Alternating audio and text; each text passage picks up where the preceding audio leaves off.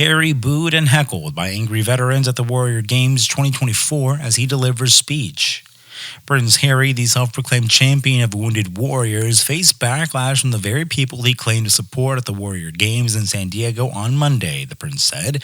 Disgraced renounced his royal duties and military honors to pursue a lucrative career in Hollywood with his wife, Meghan Markle, and that was met with loud boos and cheers from the crowd of veterans and spectators. The audience, as he took the stage, was to speak at the closing ceremony of the annual Paralympic-style competition for injured service members and veterans.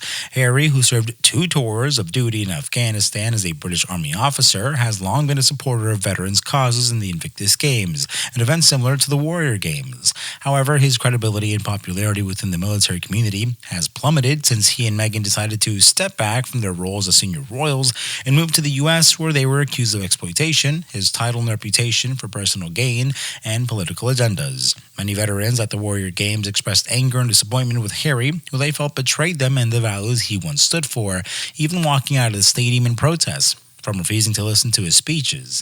One veteran who wished to remain anonymous told us he was a traitor. He turned his back on his own country. He doesn't care about us. He only cares about himself and his wife.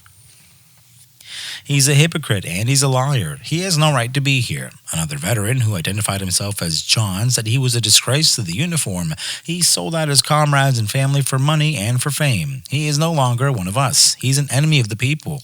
He should go back to where he came from and leave us alone. Harry's speech, which was supposed to be a motivational and inspirational message to participants and audiences, was largely ignored and drowned out by boos and chants of "Go away, Harry," and "Shame on you." Harry looked nervous and clearly tried to ignore the hostile reception and continued his speech. But when his words fell on deaf ears, he said, "I'm so proud of all of you. You are true heroes of our generation. You showed us what courage, resilience, and determination looks like. You've inspired me and millions of others around the world. You are the reason why I created the Invictus Games, to celebrate your achievements and raise awareness of the challenges that you face. Your generation of Invictus is unstoppable." However, his efforts to praise veterans and promote his own events were met with accusations by many that he used the Warrior Games as a publicity stunt and a platform to enhance his image and his brand. Some also pointed out the irony and hypocrisy of Harry's praise, given that he and Meghan have been embroiled in a number of controversies and scandals that have tarnished their reputations and damaged their relationship. For example, Harry and Meghan faced backlash after their explosive and divisive interview with Oprah Winfrey, in which they made a number of shocking and baseless accusations made against the royal family.